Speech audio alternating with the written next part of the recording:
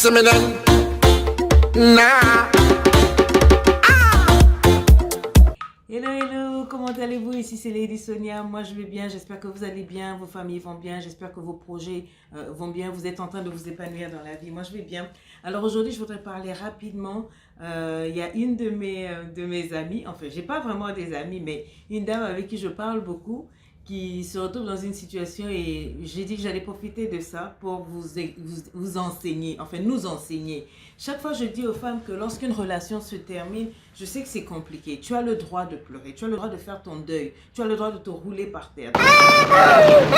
Tu as le droit de te coller au plafond. Tu as le droit de faire tout ce que tu veux comme veillée mortuaire parce que l'amour de ta vie t'a quitté, parce que ceci, parce que cela. Mais ce que tu n'as pas le droit de faire, c'est de laisser le brin de dignité qui te rester entre les mains de celui qui t'a quitté. C'est-à-dire que quand un homme veut quitter une relation, ça veut dire que ce n'est pas à l'instant T où il te l'a dit.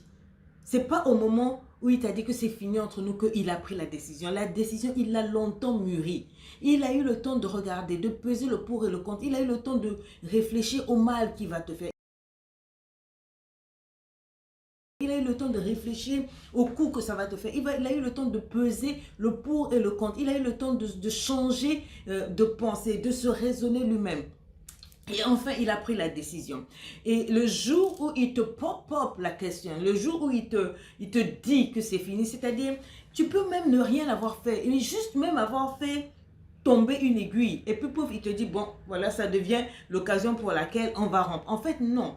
L'occasion, là, ça n'a rien à voir avec l'aiguille. Ça n'a rien à voir avec le problème qui s'est passé là. Ça a à voir que depuis un certain temps, la personne mûrissait l'idée de se séparer de toi, de rompre avec toi, de te quitter ou d'aller envers une autre. Donc, crier, vociférer, négocier, te rouler par terre, supplier, ne changera rien.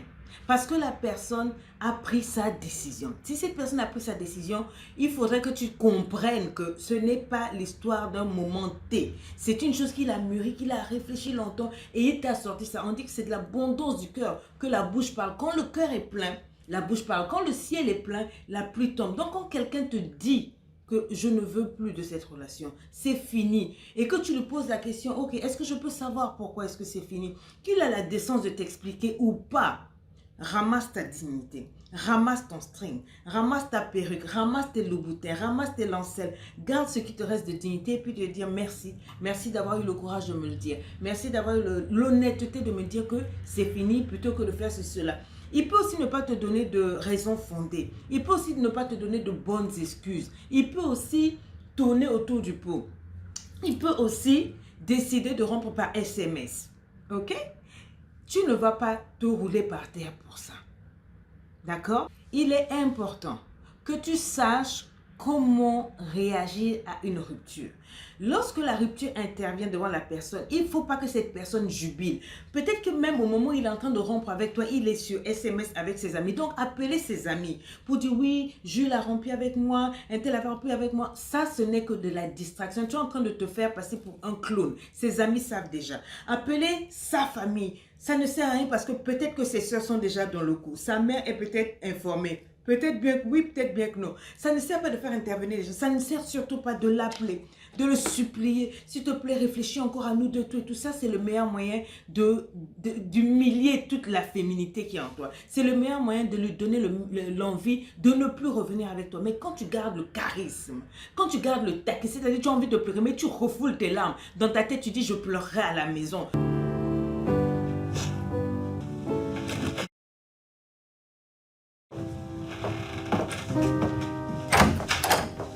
Tu le dis merci, tu ramasses tes clics et tes claques et puis dignement anti-tubos, tu tournes les talons, tu tournes ton niache, tu tournes ta perruque et tu te casses. Et il se dit, ah, est-ce que j'ai même compté pour cette personne? Tu lui donnes non seulement un silence radio, mais un bloc église glacial pour dire en tout cas merci, tel que tu me vois partir là. Tu ne parles pas, hein? Les gens criaient, te roulaient, oui, tu m'as crié, non. Dans ta tête, tu dis, tel que tu me vois partir là, c'est mon dos, je m'en vais crier à la maison, je m'en vais pleurer.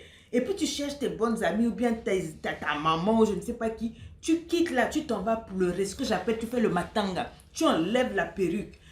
Quand tu es seul là, quand tu as quitté sa présence là, tu as quitté dignement, tu enlèves ta perruque, tu jettes par terre, tu sautes dessus. Mao, c'est la fête du monde.